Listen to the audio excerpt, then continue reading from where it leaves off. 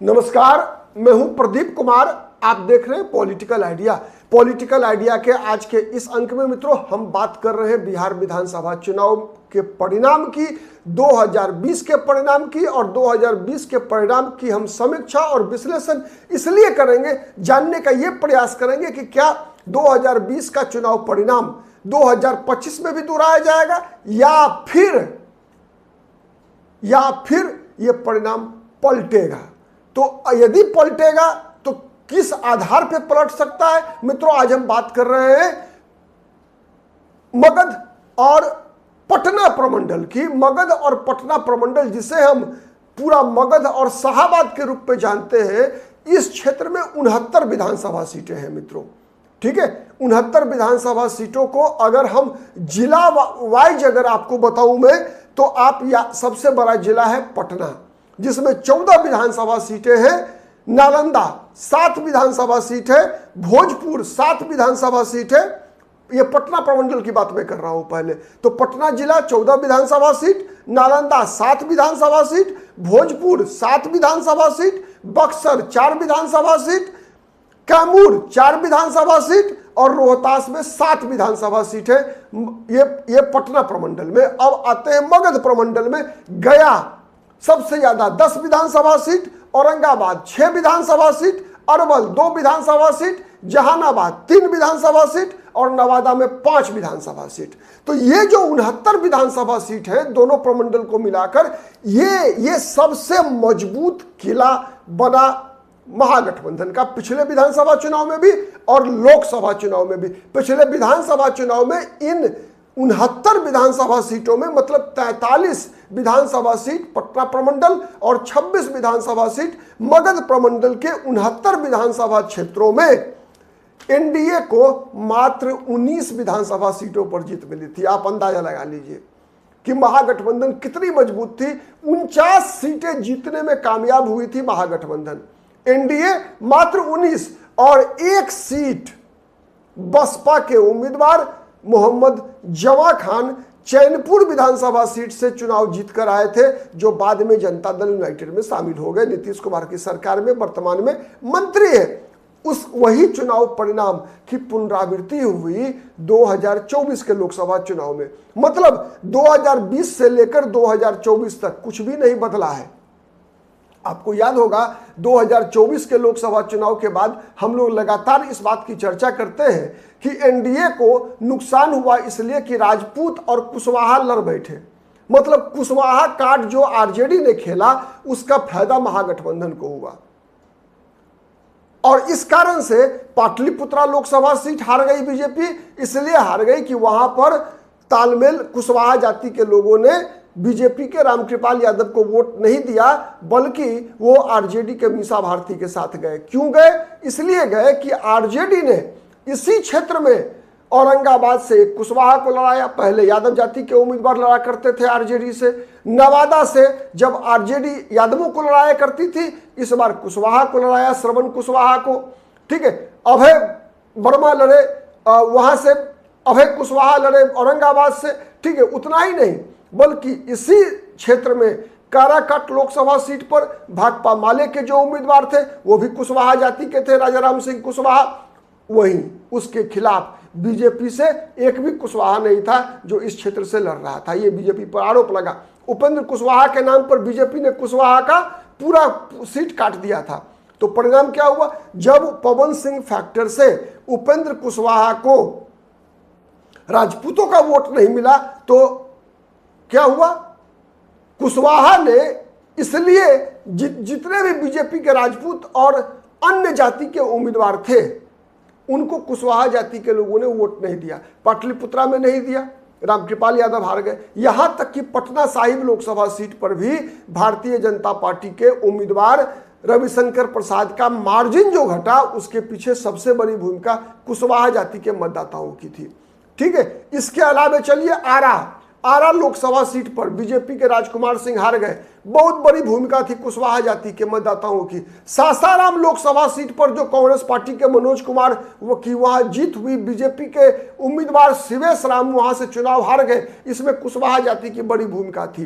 ठीक है, वैसे ही बक्सर लोकसभा सीट पर जब बीजेपी के मिथिलेश तिवारी आरजेडी के सुधाकर सिंह से हारे तो उसमें भी कुशवाहा जाति के मतदाताओं की बड़ी भूमिका थी। कुशवाहा जाति के लोगों ने वोट बीजेपी को नहीं दिया। और ऐसा कब हो रहा था? ऐसा 1995 के बाद पहली बार 2020 के विधानसभा चुनाव में हुआ और उसी की पुनरावृत्ति हुई थी 2024 के लोकसभा चुनाव में। लेकिन 2024 के लोकसभा चुनाव में हम लोगों ने इस बात की बहुत चर्चा किया कि राजपूत और कुशवाहा का तालमेल टूट गया, इस कारण से एनडीए का नुकसान हुआ।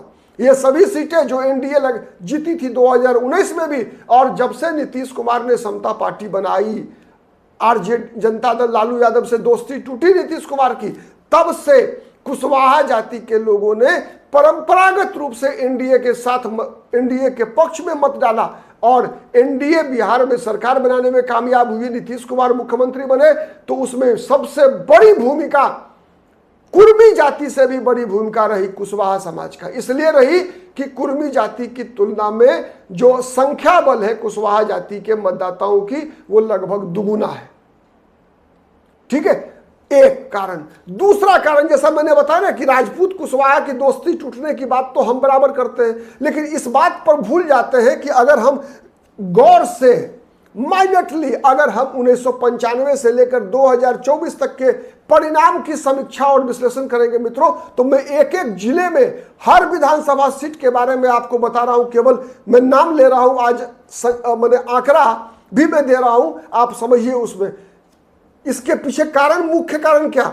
एनडीए ने जो समीकरण बनाया था भूमिहार, कहार और कुशवाहा का, भूमिहार, कहार और कुशवाहा जाति का जो समीकरण बना था, वो समीकरण टूटा था पहली बार 2020 के विधानसभा चुनाव में। इसीलिए सबसे भारी पराजय मगध और शाहाबाद में मिली थी बीजेपी को और एनडीए को। इतना मैं बताऊं, ये तीन जाति का तालमेल टूटने से आप एक एक सीट का आप आकलन कर लीजिए, आपको परिणाम आप खुद एहसास कर लेंगे। मैं बताऊं, नालंदा जिला, अरवल, जहानाबाद और औरंगाबाद, ठीक है, ये चार जिला ऐसा है जहां पर कि 16 विधानसभा सीट है मित्रों। और इस 16 विधानसभा सीट में मात्र एक सीट एनडीए को मिला था पिछले विधानसभा चुनाव में। दोहरा रहा हूं, औरंगाबाद, अरवल, जहानाबाद और नवादा, ठीक है, इन चार जिलों में 16 विधानसभा सीट है, उसमें मात्र एक नवादा में अरुणा देवी चुनाव जीत पाई थी बीजेपी की टिकट पर। इसके अलावा हर जगह सफाया हो गया था एनडीए का। गया, जो भारतीय जनता पार्टी और जनता दल यूनाइटेड का गढ़ माना जाता है, वहां भी 10 विधानसभा सीटें हैं, उसमें मात्र 5 विधानसभा सीट पर एनडीए जीत पाई थी। 5 सीटें आरजेडी और महागठबंधन को मिल गया था वहां चुनाव में। पटना, आश्चर्य लगेगा आपको, पटना जिसे बीजेपी का गढ़ कहा जाता है कि पटना के 6-7 विधानसभा क्षेत्र तो ऐसे हैं जहां पर कि शहरी माहौल है। अगर हम शुरुआत करें फतुहा बख्तियारपुर से ही, तो लगभग आधी से फतुहा और बख्तियारपुर में भी आप देखिए 50% जो एरिया है लगभग शहरी मानसिकता का है। उसके बाद कंप्लीट शहरी जो इलाका है, पटना साहिब, कुमरार, बांकीपुर, दीघा, फुलवाड़ी शरीफ, दानापुर, ये सब के सब तो मतलब आप कह सकते हैं कि जो समीकरण है वो शहरी विधानसभा सीट है। उसके बाद मैं बताऊं, केवल इन 3 जातियों से कितना अंतर पड़ा, उसमें भी 2 जाति, कुर्मी और भूमिहार और कुशवाहा का। यदि कुर्मी और भूमिहार और कुशवाहा, कुर्मी तो थी नीतीश कुमार के साथ थी, 2024 लोकसभा चुनाव में थोड़ा बहुत प्रभावित हुआ, लेकिन अगर देखिए तो विक्रम विधानसभा सीट कभी नहीं हारती भारतीय जनता पार्टी, एनडीए कभी नहीं हारती। पालीगंज अगर भूमिहार और कुशवाहा एक साथ होते कभी नहीं हारती। अरवल विधानसभा सीट कभी हार नहीं होती।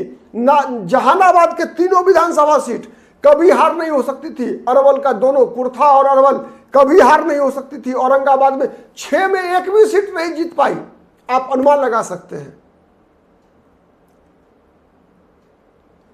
तो ये जो उबाल उठता है कई बार ठीक है, कि जहानाबाद किसका, चंद्रवंशी वहां से सांसद थे, कुशवाहा जाति के उम्मीदवार एनडीए से भी होते थे। एक सामाजिक समीकरण नीतीश कुमार ने बनाया था, ठीक है। उसमें बीजेपी का भी सहयोग था, बीजेपी के भी बड़े नेता वहां चंद्रवंशी समाज के प्रेम कुमार बड़े नेता के रूप में उभर कर आए थे। वर्तमान में भी भीम सिंह चंद्रवंशी हैं, प्रमोद कुमार चंद्रवंशी हैं, इसी गया जहानाबाद के इलाके से हैं।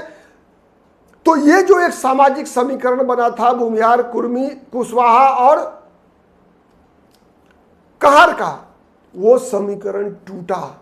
20 में भी टूटा, 24 लोकसभा चुनाव में भी टूटा। और इसमें 2-3 बड़ी भूमिका रही, 2-3 कारणों की। एक तो सीपीआई-एमएल का महागठबंधन में आना।